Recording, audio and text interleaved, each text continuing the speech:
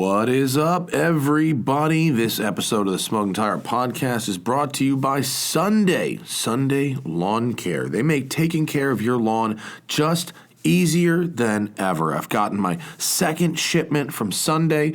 The good news is it's still very easy. All I had to do was go to getsunday.com and put in my home address, all right? And I did it at my new house.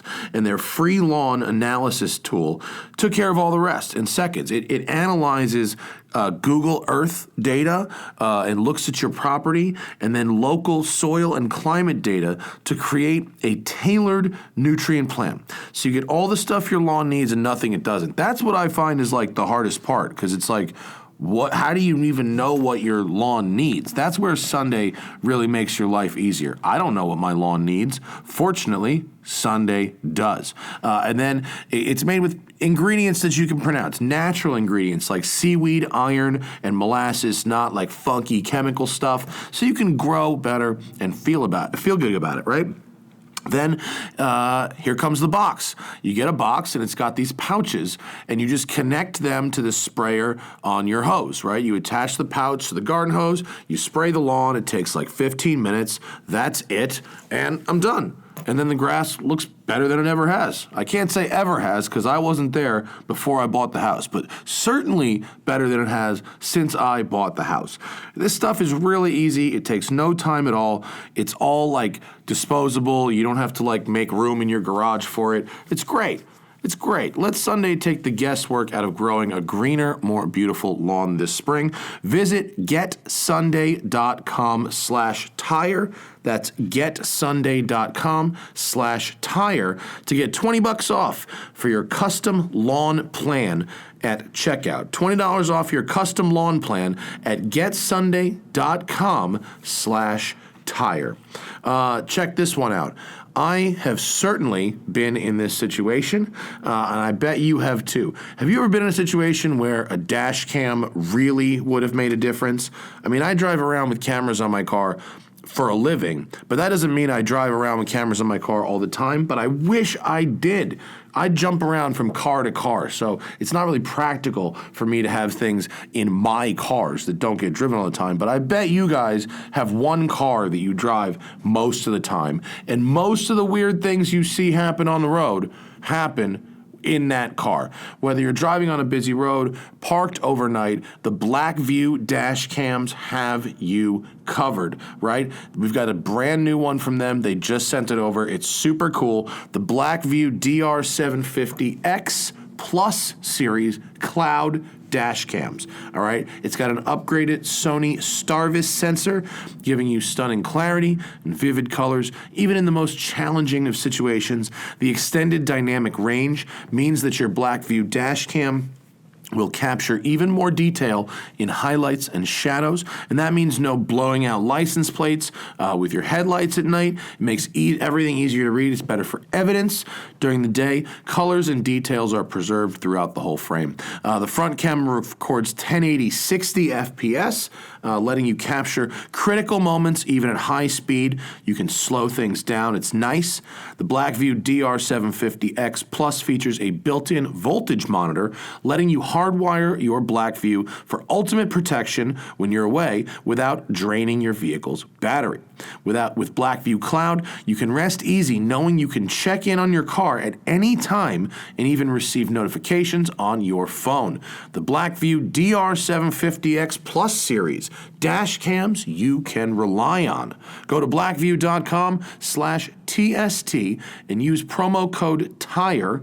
Right? Blackvue is VUE. BLACKVUE.com/TST. Use promo code TIRE to get 10% off any Blackvue dash cam. Free shipping for all orders over $200. BLACKVUE.com/TST. And of course, it wouldn't be a podcast without Tradecraft Farms in the house.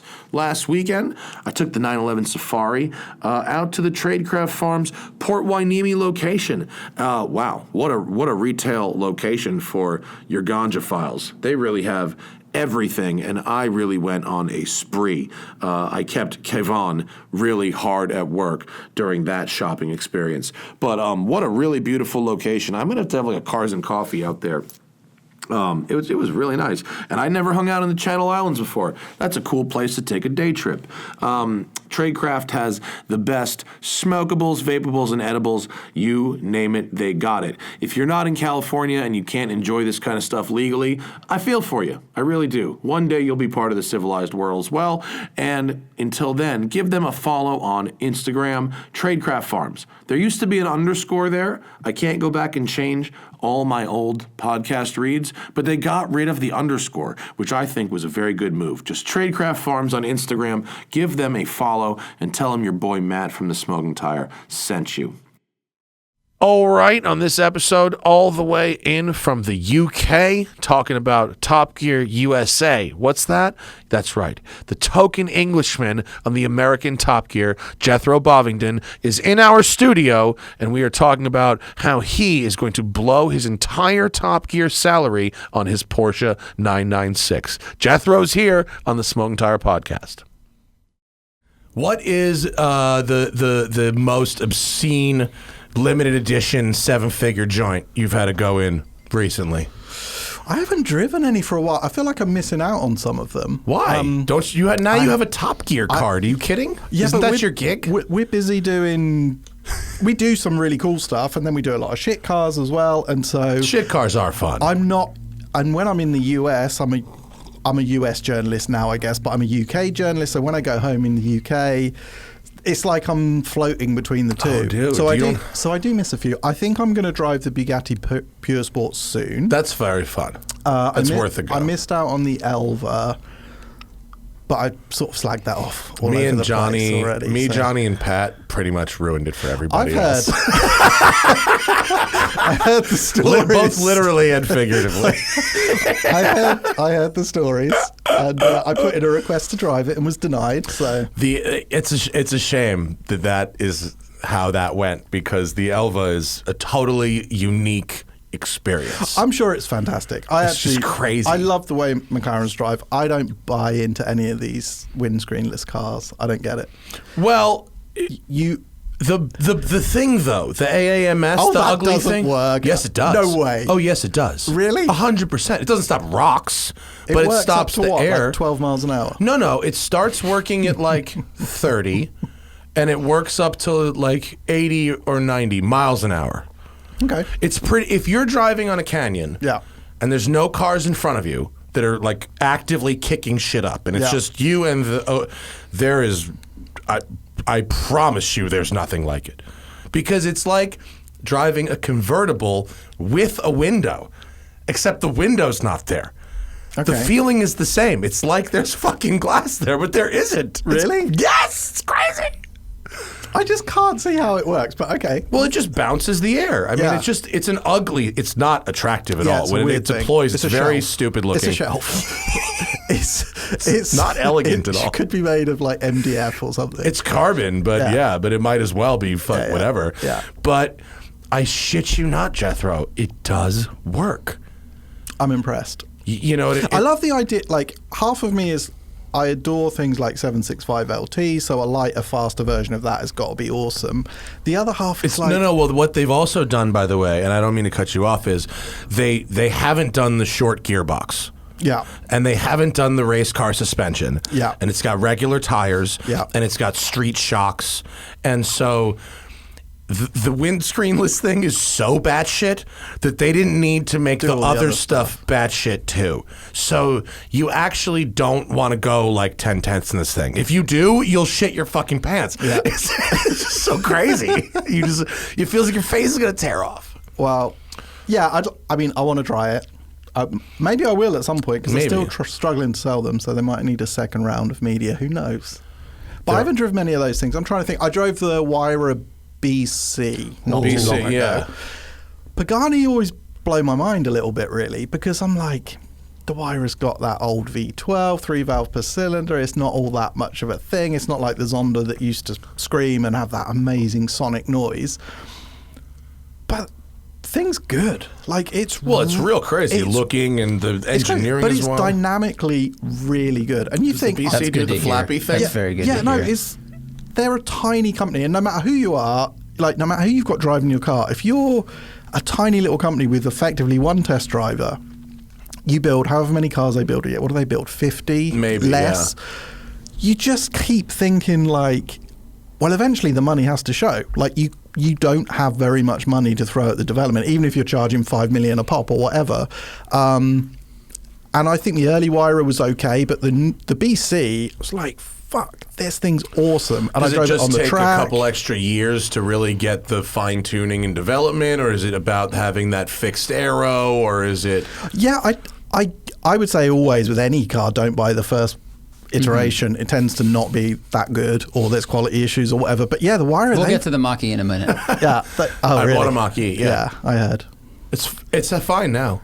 Yeah. It's good. Yeah. No worries at all. Yeah. Yeah. But I go on. But yeah, they nailed that thing. I had to drive it on a track, so we did a thing where it was like, we've got an AMG GTR, we're going to get someone quick to set a lap time, and you've got to beat it in this thing. And it's like, it's insured for whatever it is, $4.5 million. Wow. I've driven it for 20 minutes Yeah. slowly behind no a camera pressure. car. And the AMG GTR is fast as fuck. And the AMG's fast as fuck, they didn't and it's pick got a us. pro driver in it. Yeah. And I'm just like, oh, fucking hell. And it's like, it's great, but it's like a regular car. It's not like, oh, by the way, this is not actually replaceable. Yeah, yeah, and there's people. There's like a whole team of owners or people. Like there's just people around. It's like 110 fucking degrees. I'm dying. I've been in we had an open top one there at the same time, a Huayra Roadster. So I just done that, and they're like, okay, and I'm like, okay, I'll just go and see what it does. And you've always got the value in the back of your mind. You're like, I don't want to bin this car. Yeah. It's such a big bill. I think on the first lap it went 3.5, 4 seconds quicker, and just kept going quicker. And I was at Thunderhill, and we were using, because we were filming for Top Gear, we couldn't. It's so difficult in the time to cover the whole track, so we had a weird cut-off track. But down the front straight into turn 1, over the line, I was doing over 150 and then braking for that turn for 1. a pretty short straight too. And you were using the main track, but a cut-off version like of a it, cut-off. not the side track. No, it was the main track, Yeah. but a cut-off version. And the thing just ripped, and it was fast. It was relatively easy to drive. It Did the gearbox feel old school though? That's kind of where I thought it would. It does feel a little bit old school, but there's something about the aggression in the BC that it's much more forgivable than it is in the standard car, which is like a GT car with a box that doesn't quite work. You forgive it in the SVJ Aventador also. Yeah, it's that sort of thing. Yeah. But what I loved about it, I that like fucking thing. I Wow. like cars that can give you a bit of a fright as well. On in that picture. And and like You I don't don't want it to be too easy, right? I don't want it to be too easy. Yeah. Not if it's 800 plus horsepower. Like you want They're it. making 800 horsepower pretty easy these days. Yeah, you want it to be like drivable, so it's not going to kill you. But if I go that extra 3 or 4%, I want to get out of the car and know that I've fucking been there. Yeah. You know, like otherwise, what's the point? Like I don't know. That I just feel like those cars need an edge, and that's why I thought it was cool. Well, that's, when you're going, what's the difference between 300 grand and 3 million? Yeah. It's got to be the over-the-top engineering that someone thought to turn this thing into art that isn't jewelry, art at that level. And then that level of terrify. Why not I had to have go that? in a Koenigsegg, I've a driven Gera a few of them. RS, and I go, okay, I understand why that's $2 million. That makes absolute perfect sense. Yeah. I had to go in the Pure Sport, and I went, you know what? How much is that? 5 million or It's something? 4. That gray one is spec to 4. If the one that Johnny drove also. Yeah. Which is, it's fucking real crazy, that thing. Yeah, I'm think I should get to drive that, so I'm looking forward to that. You know what's crazy about it? It's like Veyron, where it's crazy that level of speed is so normal when you just are chilling. Yeah. But like that LT, it's that close ratio gearbox where it really starts to get, real crazy. And the 765 LT, I don't know what the reviews were like in the US. I read a few of the UK ones, and people were like, oh, it's a bit scary. It's this. I'm like, when was a 750 horsepower mid-engine supercar meant to drive like a Golf GTI? Like, I want a little bit of fear. Like, I don't want it to spit me off the road every time, but that's why you've got all the settings and dials that you can play with. Burn out at 90 miles an hour right through the traction control in an LT. Really? I mean, but I didn't say, oh, this is scary. I said, I can't believe they just sell this fucking thing to people. That's what I said. I had a similar thing. I actually wrote a very similar column in Evo. I was like, it's not that they're too fast for the road now. They're too fast for human beings. Yeah. That's the problem. It's like, I'm not Senna, but like, fuck me. You're going to have some doctor just whipping this thing like no training? Like, come on. I think it's at some, and I've said it for a little while, at some point, and I don't want to be the fun police because I love these cars, but at some point someone's going to have a huge public accident or something, and people are suddenly going to realize, because I think people outside of the car world, they don't realize you can buy cars that do 220 miles an hour with ease. Well, so what's crazy and they're going to be like, what's that you can buy a 720S for $300,000 and what all that comes with, or that you can lease a Hellcat for $999 a month. Is that what they are? It close as makes no difference. You know, it's something like that. Yeah. Shit. Yeah, I mean that's a car you can have a big accident. We were talking to Andrew Frankel. Yeah.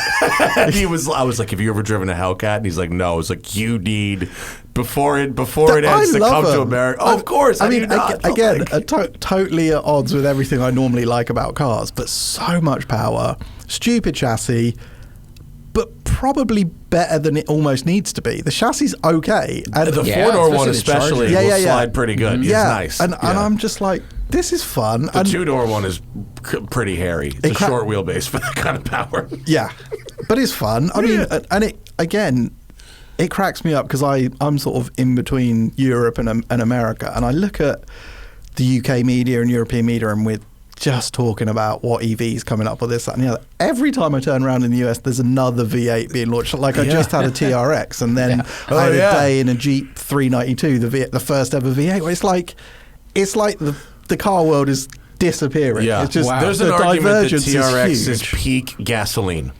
That there is no more gasoline vehicle than the TRX. It's insane. Do you like it? I mean, no. Of course I don't like it. I think it's dumb as fuck. But it is the logical... it is the logical end conclusion of the fact that Chrysler only makes Wranglers and Hellcats. Yeah. That's it. They're incapable of making There is nothing else. Why would they? Yeah, if they were a pyrotechnics company, all of their fireworks shows would just be the finale just right be now. Just the finale. That's how they bang. start. Everybody else is like, you should warm up a little bit. But I have a client here at the shop who got a TRX, and he bought it in Oklahoma. And so the thing shows up on an open trailer because it can't fit in any... It's so It shows big. up, and I used to own a Raptor, and I'm just going, fuck me, this thing is enormous. It's ridiculous. There's only one spot in the shop I can park it. Yeah. One. Yeah. And so he has that shop. But he pulls it off the trailer himself, starts it, it has 3 miles on it, backs it into Centinela, and just drops the hammer and does like a 3-gear pull up the fucking road with no miles on the thing. And I was like, okay, America, here we are. This is it. Okay. At least it's the right. At least the owner has found the right car. It is. I enjoyed bits about it, but it is the most pointless thing ever built, probably, isn't it? The kid in you can't ignore what it is. It's hard not to love it. Giggle. The noise is crazy. It's the only car. How much power does it have? 707 or something like that. 700 and whatever the fuck. I mean, it sounds like 900 and feels like 400. It probably has. Do you think it has more or less than a Honda Civic worth of drivetrain loss? Because I had a Raptor 6.2, like a V8 Raptor from the first gen, and it sounded like the end of the world, and it probably had 80 horsepower drivetrain loss with the 4x4 engaged. I mean, that's the thing. I think so much energy is lost in noise and drivetrain. That, like the supercharger like a Harley, wide. turning fuel into noise since 1948. But I did some seriously big jumps in it. And how much does the thing weigh? 6? I don't know what that is. It's got to be over 6, Yeah, it's like 3,000 kilos or something. And you can get like 6 feet of air in it, and it lands, and it doesn't. I thought the the shocks would come through the tower, like through the bonnet or something. But That one dude figured out how to break one. Yeah, he overshot his jump by a good 50 There's like feet. Yeah, it was YouTuber bad. down in like Florida, fucking Dukes of Hazzard. Oh, This really? motherfucker. Oh yeah. So he landed- blew it out. Yeah, the right wheel came down first from quite high at quite a rate of speed, and the ground was soft, and it just crushed everything into did the it? body. It was Yeah, brutal. pretty Oh, I'll bad. have to Yeah, it was look. But he brutal. made it into like 11 videos, and then he got another one. well, but fair He enough. made it to 11 videos. Is that what you said? Yeah, that's welcome to YouTube. Yeah, but fair enough. It will do most. It will do most stupid stuff. Maybe it can't Oh, survive yeah. Florida Man, but it can survive pretty much everything. Nothing will else. survive. Florida man. Well, they have to if they want to compete with be a series. the Raptor. It's a The Twitter Raptor handle. running Baja. Oh, they it have to is. do that. Oh yeah. That'd be a good car series, though. Just shit in Florida. I mean, Manufacturers might not want to lend you cars. that dude, Cletus, he gets a lot of content out of Florida. Doesn't? So They does bought a track. So does Freddie. Yeah, you know he that dude. bought a track. Yeah. Yeah, he bought a fucking racetrack. And they have a good Yeah. time. I think it was. It might have even been under $1 million. I mean, it was. He That's bought a insane. track for a pretty reasonable. Look, not that that's not a lot of money, but it's a track. Yeah. It's a pretty reasonable amount of money, all things It's pretty considered. cool. Yeah, it's amazing. Have your own track. It's amazing. Of course, you have to live in Central Florida. Dude, but they do shit just like fly this. in. The Crown Vic race they do every Oh, couple I of months saw with this. like pro drivers Yeah, Randy was and in it. other This is people. pay-per-view. Super fun. He's figured out a loophole. They're doing their own pay-per-view fucking, and they're having YouTubers come race cop cars. It's Has a great anyone- idea. Dude, Has Vaughn anyone Gittin was watched there. it? Chelsea DeNovo. They put nitrous in all the cars. Yeah, It's I great. saw something on the great. last one because Randy was doing it, and I follow him on Insta and stuff. And he, Oh yeah, Tanner raced next. Yeah, Yeah, yeah. Tanner did it too. and did Tanner win, and Randy came second or something? No, I think someone won who I'd never heard of. Oh, really? Like a Some dirt race YouTuber kind of won. guy. Yeah. But yeah, he said that he figured everyone at the front of the pack was just going to crash or burn their cars out, so he hung at the back, and I guess it worked, and he saved his nitrous. He ended up winning. I've never heard him before, but I want it to looked invite like great to that. mayhem. That Yes. does actually look Yes. fun. I mean, in hindsight, it does seem like using your nitrous early, if you've seen The Fast and the Furious, is a poor strategy. Right? Yeah. Absolutely. We all know this at That's this true. point. And change down just at the end. Just Always. when you want to go faster. You always downshift. Downshift. Have you ever driven a car like, it's like a GT3 or something where you downshift from a number where you can't believe you just did that? You go, I just downshifted from 6. What am I even doing? You know what I mean? Yeah, well, in the GT3, you feel like you sometimes have to. Yeah. Yeah.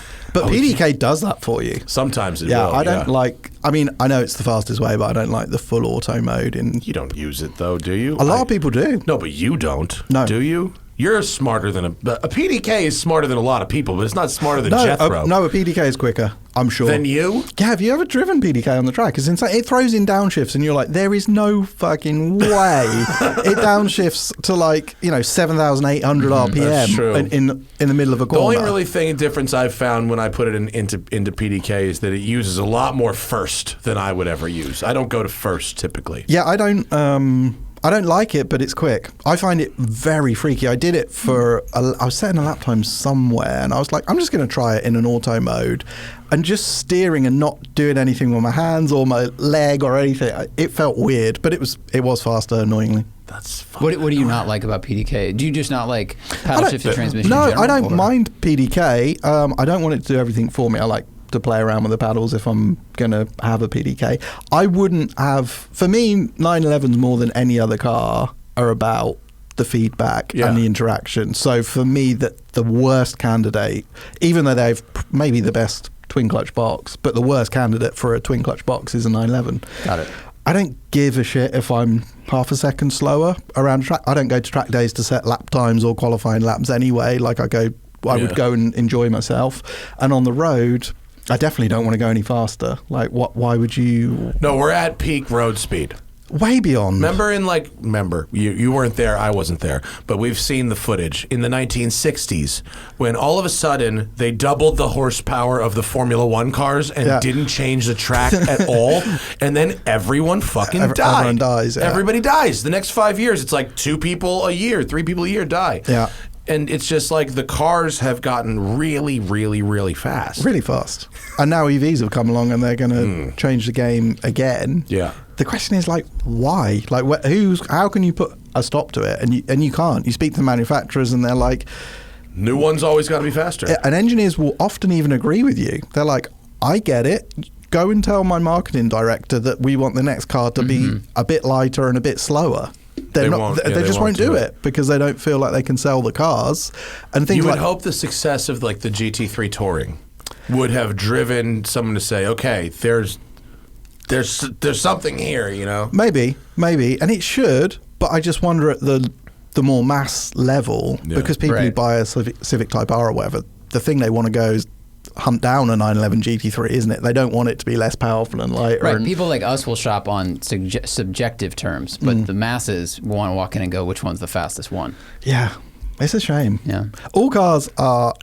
I love fast cars and I don't want to say it, but they're so quick. If you drive I drove that Civic LE recently. The Civic Type the R. yellow one. Yeah, the LE. Yeah. We had it too. It's fucking mega good, wasn't it? It's absolutely wicked. We had it and we had the M4 afterwards, and it was sort of like, oh shit, this is not a good look for the M4 to be bumped up next to this thing. I thought it was great. That was so fun. But if you took someone who was sort of into cars but not driven that much and drove them as fast as that thing would go on a road, they'd blow their mind. Yeah. Like the grip, the response, how you're always doing over 95, 100 miles an hour on a normal road. Like, and that's a 43 grand or whatever it is, hot hatch. So have you seen what the dealers want on that? No, I haven't seen. Oh my God. People have lost their goddamn minds. Oh yeah. Them yellow cars, bro. $30,000, $40,000, $50,000 on top of the car, plus the car. People are spending $70,000 or $80,000 on those yellow Civics. Yeah, isn't that bad shit? Yeah. I mean, in the they're getting it. How many? They're building 600 or something. I think the US is getting nearly all of them. It's getting 300 or 400 or something. In the UK, they're getting like 10. And I read about it, and it's like 10. Yeah, or 15 or something. Single digits. That sucks. But you know, in the UK, it's different. The dealers can't mark up. It's illegal for them to mark up the car. That's very interesting. So they can. If they sold one and got it back, they could mark it up. But as a new car, they're not allowed to mark it up. So you don't get dealers with GT3s at 30 grand over unless they're pre-registered or they're one-owner cars effectively. Oh, see here, the dealership would just sell it to himself, and then it would be considered used, and then they would mark it up. Yeah, I mean, there's a very regular scam that happens. It's exactly what Zach just described. Yeah, they wouldn't do that because they'd probably lose their dealership if it was a Porsche dealership or something in the UK. But there is this markup, but it's used cars, even if they've done delivery miles or whatever. But the Civics will all go for the normal money, and then someone will try and sell them a bit more. Ferraris here are the only company that I know of that doesn't allow their dealers to sell new cars over sticker. Because they're already doing it. Because they do it at a corporate level. Yeah, exactly. That's cold as ice. Very funny. But that's where the used car flip game comes from, Yeah. where they'll sell you a 5-mile used car or whatever for 150 over. Because they can't get an allocation on the new one. Oh, okay. Yeah. So it's a bit different. But yeah, I mean, that Civic was special. That was good. It was very cool. Reaffirmed really, my really belief cool. in front-wheel drive cars, which I like. And I drove. Did you drive the Integra of theirs recently? Yeah. I drove embargo off the 1998 tomorrow, and so we can talk about it. Yeah, out I know. here. What? There's an embargo. There was an embargo. Bro, it's 4:30 p.m. the day before on the live show. Hey, no one's driven this car other than everyone we know. They invited us to drive 20-year-old cars and then told us there was an embargo on it. What? I swear to God. I swear, dude. Why? I don't know. And I saw Jeff Glucker there, who had that car as a press car for a week in November, which is funny because they were launching other new cars there, but I guess they just wanted to tie. So it all what else together. did they have? They want to get us excited about the new TLX Type S. Is that the sedan thing? Yes. Yeah. And so they invited us, but I couldn't go because I had to go shoot some Haggerty shit in Detroit. Yeah. But Zach went to drive the 2005-6 CL Type S. I drove that, and I drove it was a 2001 Integra Type R. Okay. So That's all I drove. I drove that very Integra. It's the yellow one. Fucking brilliant. It's really nice. I mean, the thing if you want to make your TLX Type S feel impressive, don't put someone in an Integra Type R to start with, because it's got no home. I know. That I was drove my in first the thought. wrong order. I drove the wrong order. I think that's why they gapped him out by a month. It was the beginning of April, and then the TLX is the beginning of May. It's tricky for you these. wouldn't want to have them both in the paddock at Laguna Seca, would you? I mean, I get the lean on your heritage, right? But you have to be careful because that Integra is like one of the great drivers' cars, front wheel drive, rear wheel drive, whatever. It's so good, so neutral. I was amazed. So light, so neutral. Amazing steering. That diff that's like magic that gets rid of the understeer. It's so adjustable, and it does like four wheel drift. It's like driving a Goodwood historic race car or something, isn't it? It's like all your Goodwood fantasies. I came in like in a third gear corner, and I just lifted a little bit, and I just felt the front, like the nose come in, the back come out, like really, really gently. The way you'd want a rear wheel drive car. The progress of that is exactly what you want. And I was like, this is amazing. It's good. They got it all correct. They really did. I drove those two cars on the same day, so the Civic LE and that. Okay. And they're totally different. Like one is super aggressive, lockdown, hardcore, the Civic, and then that thing's super flip. But I thought both were brilliant. I really enjoyed them. I drove one Integra Type R once, and it was fabulous. But it's been a very long time. I'm bummed out I didn't get to do the ones with Zach. It was fun. I mean, they're gutless below. They are. I don't know, 6,000 RPM. It's like E30 M3s. Yeah. E30 M3s. If you're not already going 60, they're fucking worthless.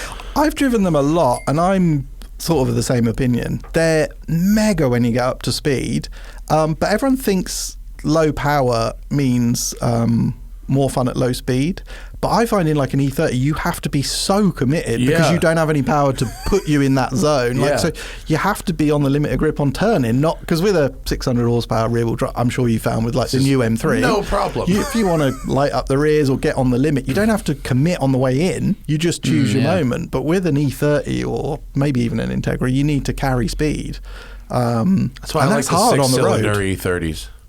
I've never tried that. The six-cylinder E30s are fun. Oh, what, like a 325? 325 IS. Like I'm team six-cylinder E30. I'm also team E28 M5. I've driven those. Yeah, they're the fucking. I've got an old E30 that we put a 3-litre straight six in from like a 535, but it was shit. The engine was junk. But I hope one day to put a proper engine in it. My favorite BMW of any generation that I have ever driven in my life was an E30 that had a S54 swapped into it, and it was absolutely like the perfect front engine rear drive experience. It was it couldn't be beat. Yeah, I bet that's great. With a 6-speed of fucking I always ruled. thought one with a S2000 motor with a supercharger on would be the shit. Well, that seems like you're really putting a lot of work in. That's true. But I'm just talking about fantasy. I drove a Corolla 86, cars. an old AE 86 with an S2000 drivetrain in it, and that was a really good time. Yeah, I drove one of those just once and enjoyed it a lot. Old 86 to work it. Yeah, it was great fun. They're very fun. Yeah, it was a sweet little thing. I had the good fortune of testing one of those on a racetrack in New Zealand, and it was raining that day. Oh, perfect. And it was just, no better use of 120 horsepower. Exactly. It was fabulous. Yeah. How do you like this whiskey? I mean, I don't love any whiskey, but thanks for being a trooper. But it's fine. It's a Nashville Barrel. Is this from Johnny? Straight wild. No, it's not. I wouldn't give you that swill. I was going to say. Otherwise, I'd say it's Jumping terrible. on the ground if it came from him. What else has been? Wait, let's talk about. Can we talk about Top Gear for a minute? We can, because it's like that's the show, right? That's the big leagues. That's Major League Baseball. That's like is it? That's the big show, isn't it? That's the business card to end business cards in this business, right? Yeah, I guess. I mean, what's the perception of Top Gear America in America, like previous ones? Because it's a whole new thing for me. Like it was pretty successful. The one with Tanner and Routledge and everything. 7 seasons. Yeah. I mean, that's fucking great Which for is great. any show in America. I only hear pretty good things about that one. In the first 2 seasons, they flagrantly repeated bits from the British show. Yeah. And they also had a sort of studio segment with celebrity interviews and stuff like that. And it didn't really work here. And then they switched to a shitbox adventures only format with the occasional supercar skitty film. Yeah. And it worked very well. Yeah. The honest truth is it's really good fun. I love doing it. And I feel initially, you know what it's like. As soon as Top Gear is mentioned, it's scary. It's like, fuck yeah, dude. It's like, as a big legacy, people basically love to tell you if you do something that's called Top Gear that doesn't have Clarkson in, that it's terrible. Like, it doesn't matter what you could build the greatest show in the world and there'd be those people who said that. So I was... Meanwhile, the Grand Tour is exhausting. Yeah, a couple of their specials have been great. They've had a couple of good bits, but as a whole, it's exhausting. Yeah. But I just went in and was like, let's see what this is all about. I got a call up very late even to do a test on it. I didn't know that much about Dax and Rob. Went to the test thinking, what's this all going to be? Well, like, what's it going to be about? Is it going to be weird? Is it going to work? And then I met them and they're just funny dudes. Like, Dax is very good. Dax is a winner. Dax is a fucking great guy. He's been unbelievably kind to me. He's a really good dude. He always fights your corner once you've got him on side. He drives really well. He loves cars in a completely different way to I love cars. Mm-hmm. So it's pretty funny. Like, he always wants the Hellcat type. That's his thing. Yeah, like, well, he's a redneck. He loves. Yeah, he like loves his Lincoln Hellcat. is awesome. The Pro Touring Lincoln Continental build. He just rips burnouts and drifts in it. Yeah, and he goes off road. He goes to Glamis and does all that stuff. Yeah, he's like a dune guy. Yeah, he goes to the fucking dunes. He's got big power. They're like a sand family. Yeah, he's got like Send it he's got buggies, but he's also got a big sand rail thing with like 1,000 horsepower. Yeah, that's so I was like, this guy's actually really cool and knows what he's talking about. Not in the stuff I do. You ever watch his movies? Yeah. Did you watch like Hit and Run or Chips? Yeah. Chips is like shockingly authentic when it comes to the motorcycle scenes. And he did most of the riding and stuff, and he tries to do his stunt driving and all the rest of it. He's a proper guy. Yeah. And then Hit and Run cracked me up when Hit I and watched Run was hilarious. It because was so clearly just like, how do I get someone to subsidize me being an asshole in someone else's cars? I loved it because every scene I was like, okay, what's he going to drive in this scene? It was like he just had like a list of things he wanted to do in cars, and he put them all in a film. I don't know if the plot holds up, but it's certainly hilarious if you want to see Dax's evolution as a car stunt coordinator. Yeah, it's brilliant. So I enjoyed that, and then Rob's just straight up and down hilarious. So what's his car resume? Does he have any car? He's obviously a very funny guy, Rob Corddry. But does he have a car resume of any kind? Yeah, I mean he's into cars, but I guess if you were going to like. I don't like doing all the pigeonhole stuff of what the characters are, but he's more like on the general viewer type side, you know. So he's got a 991 Carrera S. Okay. He's got an old Datsun 240Z thing, cool. which he's thinking of doing engine upgrades and stuff on.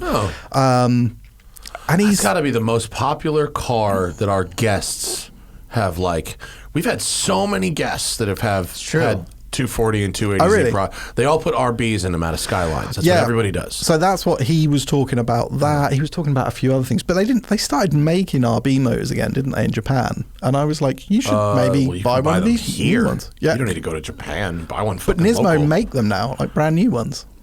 I mean, yeah, you want to spend like $40,000 on an RB? You can get one. I can find you an RB right now for like $2,500. I'm pretty sure Amelia's got them shits like laying around. Nissan Heritage Parts Department started manufacturing blocks. There you go. There you go. But yeah, so he's he loves it, and it's been really fun watching him. Like his eyes, just every time we do something new. That he's never done before, be it track driving, snow driving, jumping stuff, you can see him just like, oh my God, this is awesome. This is also fun. Yeah, this is awesome. This is also fun. And I spoke to him about, he went back to work to do his other show, Unicorn, and he loves doing that. That's his thing. It's like comedy and improv, and he's so good at it. And I spoke to him, I was like, how's it going? He was like, yeah, it's great. It's like so nice to be back in my comfort zone. And then he was like, it's not as much fun as doing Top Gear. He's like, I don't feel scared on a day-to-day basis. Yeah. So if you're having fun, it's easy to not really even give a shit if it works, or because like you were there, it was fun, like whatever. Yeah. You know. But I think By the way, I'm not saying it doesn't work. By the way, I know you're about to tell me it's the greatest Top Gear iteration. It's the fucking ever. best. It's the best. It's right behind the Chris Evans version, which was my favorite. Oh yeah, by far my favorite. Chris. No, I think I've enjoyed doing it, and I think some of the episodes have been good. And the thing that is encouraging from my future point of view, is that what they want to do is create a relatively broad show that people who like cars will watch, because there'll be like a supercar review in the middle or whatever, but families sit down and watch, because that was the magic of Top Gear back in the day. And in the UK now, again, with Chris Harris and Freddie Flintoff and Paddy McGuinness, they've got that again. Like, my kids love watching it and all the rest of it. Are they doing well over there? I have no idea what the They're UK doing really well. thinks of them. I mean, I love Chris Harris, but I don't fucking know what England No, the thinks show's of him right done. now. So it was traditionally on BBC Two, which is like the second BBC channel on a Sunday evening. That was always its slot. And then last year they moved it to BBC One for the first time ever. So that's how well it's done. That's when Chris got that nice thing. He has lots of nice things. I know, he got a few toys over there. Yeah. So they're doing really well, and we've seemed to have got that. I hear a lot from people that, like, I watched it with my kids. It was great fun. We loved it. And Dax and Rob, particularly Dax, because of his podcast, brings a really big, broad audience to it, which is why I guess they went and got him, you know. How weird is that, to be like on a show that was like the biggest show ever when you were like growing up, and now you're like, well, it's because of his podcast that this is a huge, Well, this is a big thing. I mean, it's Top crazy, Gear, the right? brand is huge, but It's things just a change. weird world. Right. Yeah, things change, but it works pretty well. I really, really enjoy doing it. They're really good fun to hang around with. And Have you found any new shit boxes that you like, that you didn't think you would actually like, but are really actually fine quality engineering items? No. I like Anything worse than you actually imagined? I like driving the crappy old car. So this is the reason, and I think maybe the internet doesn't. I mean, the internet doesn't get a lot of things, but the people who want me to just do car reviews, which I love doing, proper serious stuff that I've done in the past, that's great, but it doesn't translate necessarily into a Top Gear format. And the reason why it's quite easy to revert to the old stuff, it's pretty simple. You can smash into each other, you can jump them, you can set them on fire, you can drive them through a forest, you can do all those things, and it's fun to do. Destruction cells. So that's great, and I love doing all that fun stuff. I wouldn't say the cars are amazing. What's the best thing I did? I built a 350Z, 350Z, like Overlander thing. Oh, yes. We did an overlanding That would episode. probably work well, It right? was brilliant. It was like your Safari Safari. cars are awesome. It was like your Safari 911, but done. You know, the car was probably $3,000 or $2,000 or something, and then they lifted it a little bit and put a roof tent on it. And we went out to like a volcanic forest area near Sedona, Arizona. So much fun. I bet it was amazing. Like, immediately I got in it and got stuck because they'd parked it on like the deepest part. But after that, it didn't get stuck once. It went everywhere, and it jumped and it slid around. And I was like, this thing's mega. And Who's building that shit for you guys? I don't know. They've got a couple of different places. I don't get too involved in it. Which Did is the Z have like long travel shocks? Was it kind of properly done? It did. And it worked? It did. It wasn't. There you go. If you were Doesn't doing be it pretty, but yeah, if you were doing it yourself, you'd probably spend a bit more on the suspension stuff. But the basic concept, I was like, I've done 24-hour races in the Zeds back in the day. They're almost indestructible. They're unbelievably tough things. And I was like, I just want something that's going to go the whole time, because stuff breaking is fun for the TV, but it's annoying if it's your car. Your shit. Because you're like, now I'm out of the game and I can't do the fun stuff. And there was a big jump I was going to do, you know, on day 2 or whatever. So I just wanted something strong and rear-wheel drive, and it was mega. these are great, man. It was Good really cars. fun. That There's a seems like dude ton of named fun. Naoki who runs a drift school up at Willow Springs. I mean, is there like a harsher environment on the planet to run a drift school than Willow Springs? Like dusty, fucking 40-mile-an-hour winds, 1,000 degrees, you know. And if you go off, and you're this straight dude's into got a Z with an old school HKS centrifugal blower on it. Oh, nice. Old school. And he teaches drifting in this thing. He's never had to repair anything on it, ever. They are awesome. I did a 24-hour race in one, and we actually did manage to break it. I can't remember how.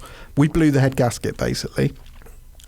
Got into the pits, and they were like, we'll just fill it with water. This was like our 12. We just kept filling it with water. We finished the race. Wow. Then I did an entire race season in this other series. They never replaced the engine. We just filled it with water every Fuck, time. yeah, really? Every single time? We just kept filling it up. It just kept going. It was Just like awesome. white smoking the whole fucking time. You barely noticed a thing. That's it still had so the power. funny. And I was like, this thing's the best. Yeah, it's like these are great. indestructible. Zach and I were driving. Do you know what a Toyota Mirai is? The hydrogen The thing. hydrogen thing. You can Yeah. only buy it in California. Yeah. We were driving it last week. Our video just went up. Check it on YouTube. You know, we're in the canyons filming this thing. So it's like 100 horse. What is it? 180 182. 182 horsepower. It's not fast. Yeah. It's a big sedan. It's not fast. So you're using a lot of throttle. You're liberal with the throttle. When you throttle it, it steams. Oh, really? Like it doesn't drip liquid water onto the ground. It just steams. Puffs, yeah, like an old steam car. It's fucking hilarious. So we're doing like the car to car up the canyon. So Zach's like hammer down in this thing, and it's just like steaming. It's really funny. So it's a fuel cell, but that drives what? An electric motor that drives the wheels. Yes, Yeah. the rear wheels. Oh, really? As a matter of fact, they built it on a Lexus platform. Oh, okay. They could have put a different grill and a different badge on this thing and called it a Lexus and justified the $65,000 price. Yeah. Instead, they called it a Toyota, and I don't really know why they did that. But it would have been a nice Lexus. Yeah. It would have. It would I have like been the a idea. fine I mean, I don't know. Who knows what's going to go on in the future? But it seems like a pretty good thing. If the infrastructure's there, it's just convincing everyone. But we have petrol stations. It's possible. Yeah, but it's it's not. possible. Those are there. There's Yeah. driveways and Yeah. there's like shade and a pumping system, but there's just a lot that goes into getting hydrogen out of the atmosphere or the ground and all that stuff. And that's the thing that's like really far behind. Has Porsche saved us with synthetic fuel, or is that just a little PR spin? I don't know. There's a lot of people researching that. There's we people don't talking know. about how to turn other things into a liquid that would then drive an engine. That's Kevin Zinger guy. Yeah, He's I've interviewed him actually. He's an interesting guy. He's either a genius or he's spun off to some other. The car's cool though. But the Yeah, car is it really is. cool. The Really car cool. is really Have cool. you driven it? No, I went to see them real early on, and they were saying that there would be a development story at some point, but it's been a while. I wonder if there's been a delay or something. I wonder what could have caused a delay in an experimental vehicle 3D production over the printed. last year. But I like the idea of it. It was Yeah. cool. And I love that they would do in supercar in tech style, like doing it only could be in California, which I is like a great that you idea. could set up his little 3D printer anywhere in the world and start printing cars. Yeah. I mean that's pretty wild. Yeah.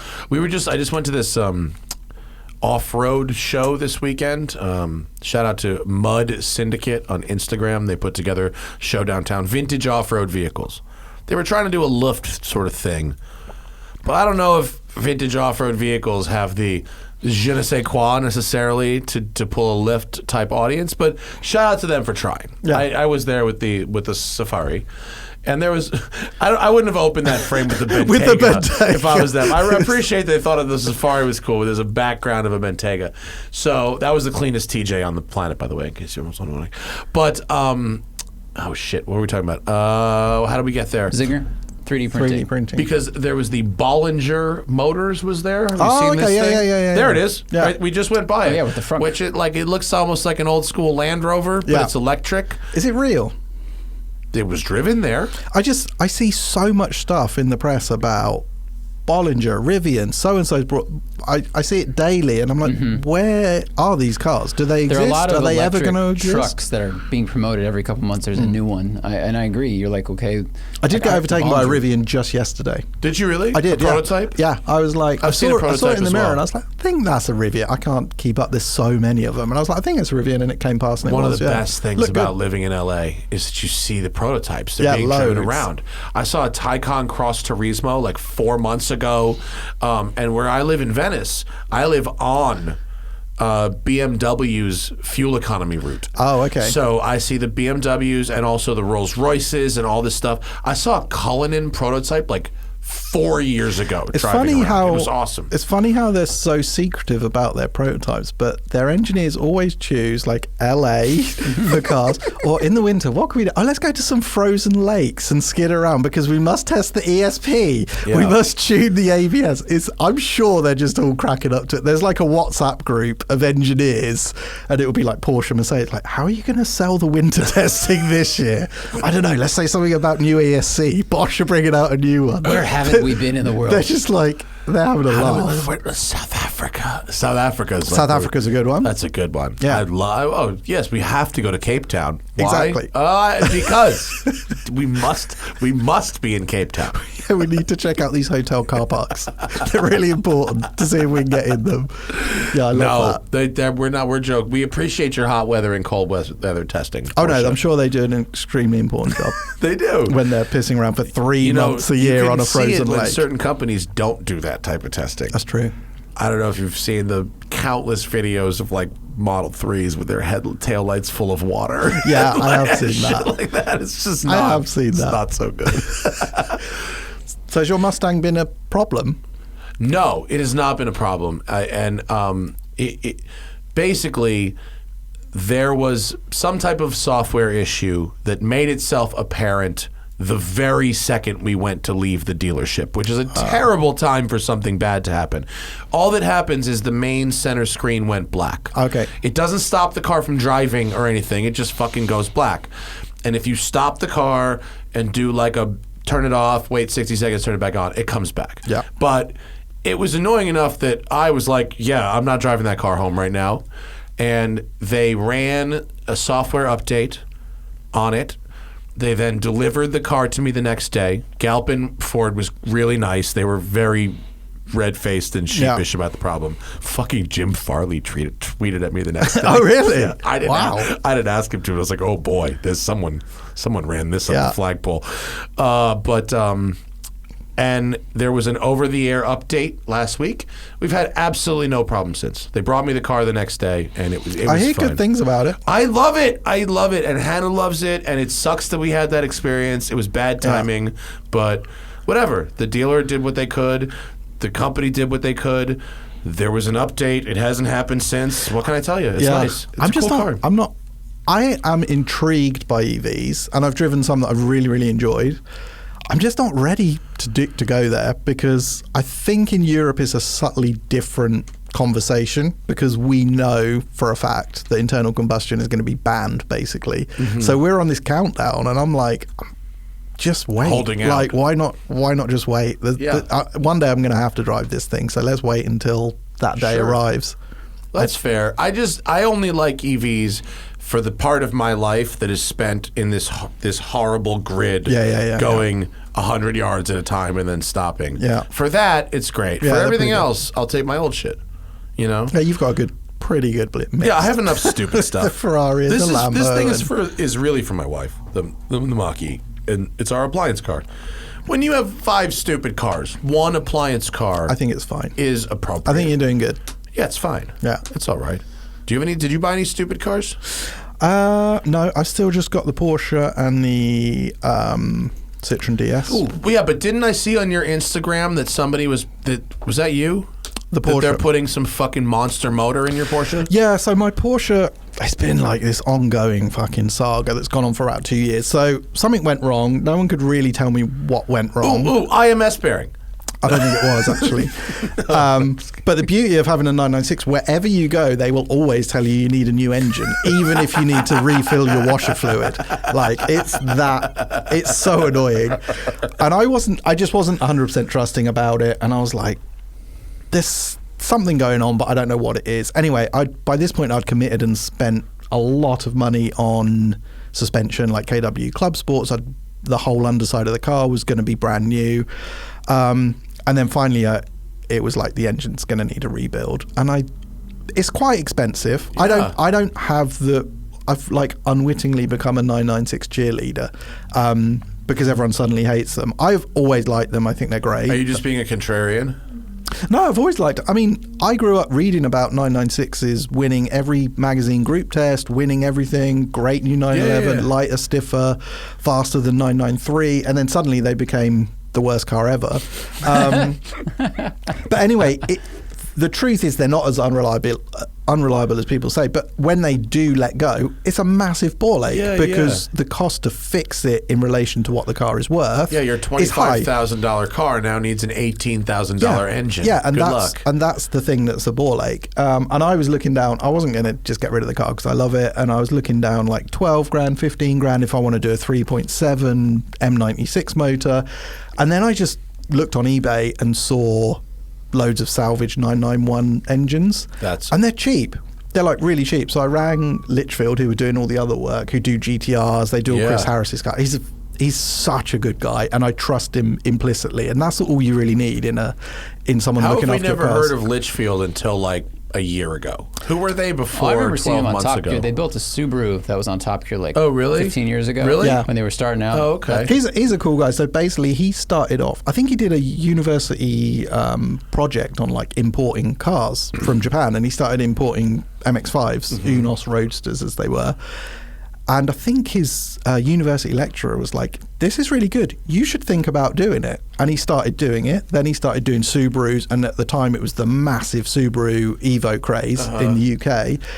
And because he's into engineering and stuff, and because he's just got this polish and professionalism about himself, he started developing the cars. He started going to Bilstein, and what I love about him, rather than just buy suspension, he'll go to Bilstein and be like, "We want to build this special car. We want to work with you." So he ends up collaborating with Bilstein and Michelin and all these people, and then he built a pretty big operation doing the Subaru stuff. Built his own unique cars, brought in all the really cool Japanese stuff. 2-litre engines, all the high revving stuff, Type R ARs, those and all JDM that. WRX engines are awesome. Yeah, all that cool They're stuff. completely different from the American shit. Yeah.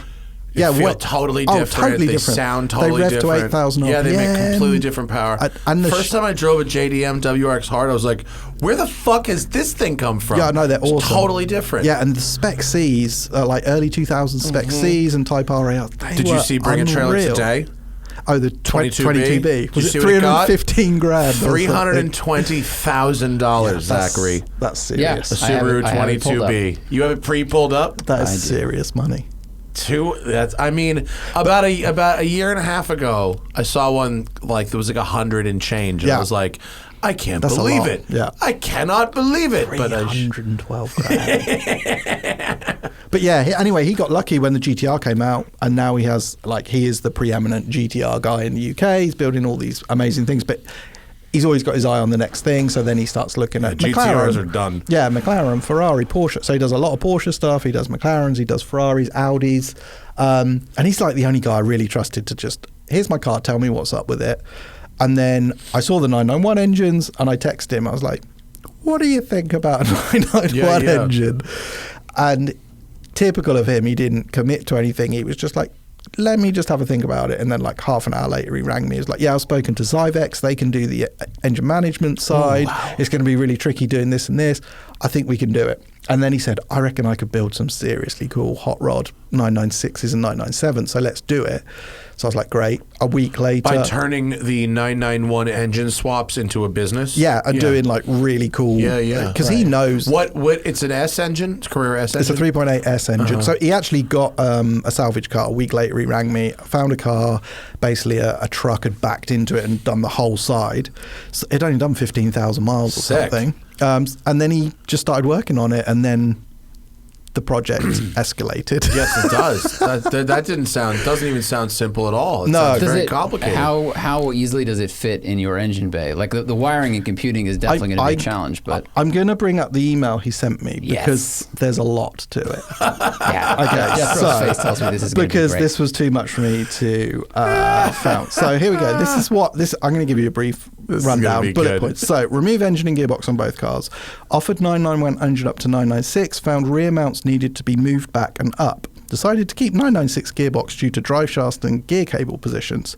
Tried That's fitting a bummer, huh? 996 box to but it was a PDK, and they said it's just it's huge, that 7-speed box, and they just no way they could fit it under. Well, yeah, there. you don't want fucking a 7th gear. That's a no. Yeah. Not in your 996. Yeah, Hell no. definitely not. Okay, sorry. Yeah. So tried fitting 996 box to 991 engine, mounting points lined up, but fabricated 3 further mounting points. Also cut out clearance for starter motor.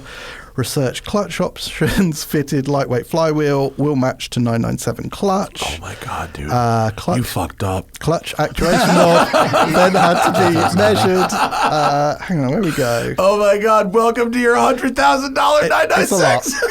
Okay, I mean, there's so much. Oh my god, you fucked up. The 996 runs a mechanical power steering pump, whereas the 991 runs an electric pump. Neither of these would swap over, so it was decided to run electric pump as used in 996 Cup. Oh, wow. Oh, that's actually good. No, yeah, that's yeah. good. I've driven with that pump as a swap in something, and it's rad. Yeah, and then the big thing was the Big thing. the wiring. Wait, none of these was the big thing. Ah! But getting the digital Yeah. 991 stuff to line up and work all my analog instruments and everything. So they Holy went through gosh. with Cybex. You're gonna have to throw your. Oh, they will do that. You're not gonna have to make some dash out of an Android tablet or something. No, they've kept it all, and they use this Cybex ECU. They convert the analog signal into digital, and then the digital signal into analog, and then ping it to the. wow. So everything now works. The Wow. engine fits. They fabricated an exhaust, airboxes, all this sort of stuff, and now they've taken it apart. He's a complete perfectionist, so he's like, I'm going to respray your car. I was like, okay. So it should be in the body shop next week. Then the engine goes back in. Then it's done. There's an implied consent there that they take it to every car show and use it in every fucking magazine test and all that stuff. I think fine. there'll be some of that, but he's not really like that. He was like, he's going to send me a big smoky bill. I know Yes, that he much, but I'm sure it's not going to be as much. So halfway in, he rang me. He was like, I think this is going to be the only one we ever do. Oh no! He went from thinking it was going to be a good business to like, it's so involved and the bill will be so big that it probably will end up being a Oh unique my god! car. I was gonna say being the first person to do anything is like crazy expensive, but now you're the first and only person. to Could ever be. do- We'll see. Fuck. But the You result. must absorb 100% of development costs on this from here on out. But the results could be like, it could be the dream. He's literally sweating. It could be the Talking dream. about this. Well, how do you What's feel the dream? about the? Well, 996 turbo power ish, 420, 430 horsepower. But naturally aspirated. GT3 style revs, narrow body, lighter than a GT3 because the GT3 uses the Carrera 4 shell, which is a bit stiffer. So it could be. It's got proper KW Club Sports on it. The Could full be very works. fast. It's going to be fast and a lot of fun. Yeah. And it's going to be unique, and it means my 911 survives for as long as I do, which is all I Hilarious. really care about. how do you feel hilarious. about the steering going from hydraulic to electric? No, it's still a hydraulic rack. It's got an electric pump. That's all. Oh, that's it. Okay. Yeah. No, I would not. I was- have that's what I- sanctioned such a crazy. That's why I was very confused. You were so excited and you rolled right past that. Okay. No, That's fucking intense. I mean, Yeah. that's a really involved build. it is. It's extreme. And probably. But no, the 996 is like a great value. Yeah, but I paid back in the day. I paid $10,500 for that car. That must be worth 16 right now. Exactly. 12 with no motor. But weirdly, people. Well, I'm not going to sell it, so it doesn't matter. People will pay a bit for weird and wonderful stuff, and I just. 964, like a standard 964 goes for what now? 60, 70, 80. Fucking lot. A lot of money. And it's. lot. They're great, but they're not that great. A 993 goes for tons of money. And like, my car's it should be, for what I like in cars, twice as much fun as a 993 Carrera, and I could see probably that. more fun than, a 993 RS maybe, which is $350,000. So, although it's crazy, and I am aware that it's going to be crazy, Yeah. no one. It's weird, the 996, because people look at a Gunther Works car or something, really cool thing, but no one's like, what, you're going to spend $500,000 on a 993 rebodied and with a different engine, which is what it is. I mean, Yeah. it does lots of cool stuff, and it's Yeah, different, yeah. and it's beautifully done. No, that is for what sure. it is. That if is you what have it to is. think about money, that's how you think. Exactly. If you don't have to think about money, that's not how you think. You're you just right. go, I want it. Yeah, you're right. I want it. I make you red. That's it. Yeah. The You're right. conversation ends there. But what I'm saying is there's not a great deal of logic to it, but Yeah. you can apply some logic For to sure. it. You can end up with a car that's going to cost me a chunk of money, but should drive. I don't see why it shouldn't drive as well as one of these crazy project cars. Yeah, it won't be yeah. as beautiful inside. It won't be like all carbon fiber, and it won't be all that other stuff. But it'll be fucking fast. It'll be 1,300 kilos with 430 horsepower, and it'll be a 911. And it's very really unique, fast. which is cool. Yeah, and and it's it's gonna be yours, cool. which is cool. Yeah. And now, does this car kind of encapsulate like all the things you like about cars and driving? Is this like, this is Jethro's dream? If I had all the money in the world, I'd have a lot of 911s, I guess. I'd have quite a few, and one of them would definitely be a 996 RS. I think I'd currently stop at 997 generation. I think that's like that. I love the water-cooled cars. The first car 911 I drove was a 996 Carrera. So yeah, it's got a lot. It's pretty light. It's pretty small. It's going to be track focused, but not over the top like race car. Do you go to like track days? No. Yeah. But I like driving really hard cars on the road. I don't have Sure. a problem with it. Like I'll probably go to the ring in it, and I'll do spa in it, I should think. Well, that'll be a good time. I don't do track days. I will go to the ring and I spot. do- That's I mean, a different thing. yeah, that's it's a different not like thing. that's not like you go to the fucking those airfields in England. And Oh yeah, do I track wouldn't do days. that, but only because I don't know if you're lucky enough to do that in press cars. Sometimes, course. the idea of doing it to your own car sounds Of really course. tortuous. Absolutely. And I love driving quick. I've done probably in the past maybe 6 track days in it where it's been like an Evo track day or something like that, and I've turned up, done a few laps, given a few rides, and been done with it. But it's not something I do all the time. No, when you have the spoils of war, when you've got press cars, there's really no reason And to you have know your what? own personal track day car. Very hard Makes not to no get black sense. flagged on a track day as well. That's hilarious.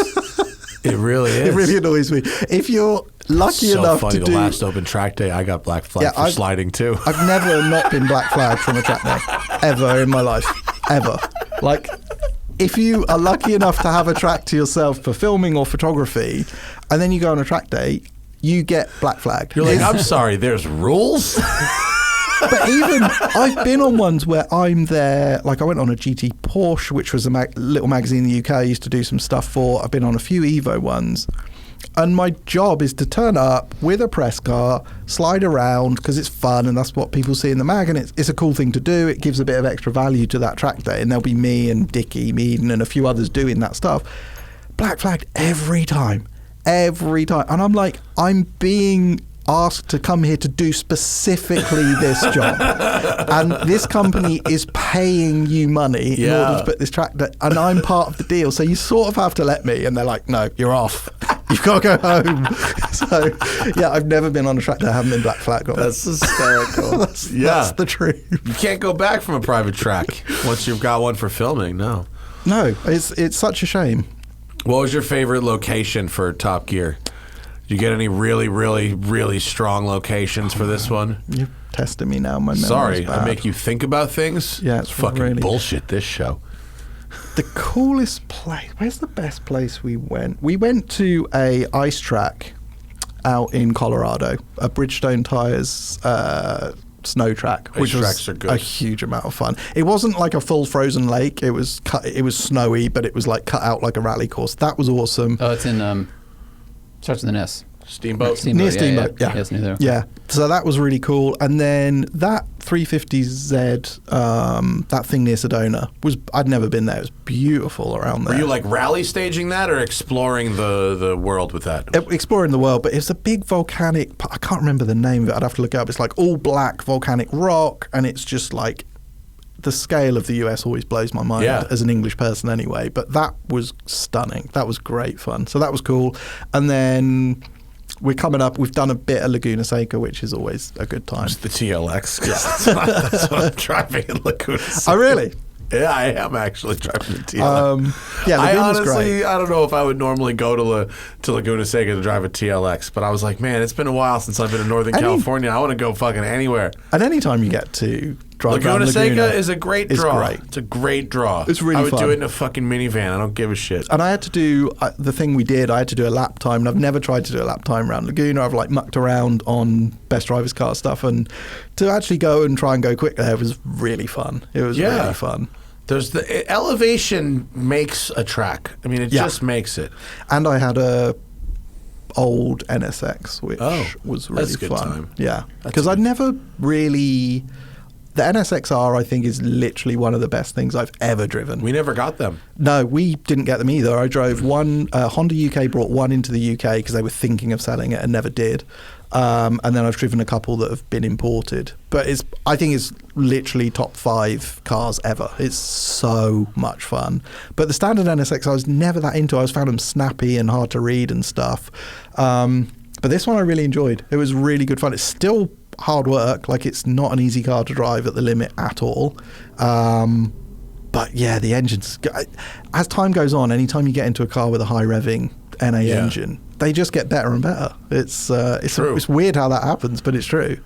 It's just because it seems like a thing you can't have anymore. Yeah. And you forget. You don't realize, how quickly the power band became like this turbo torque thing that we're just so used to. And when you drive any new car, say a new M3, of course it's impressive how fast it is, and your brain doesn't necessarily have that reference of what the old screaming V8 was like or the straight 6.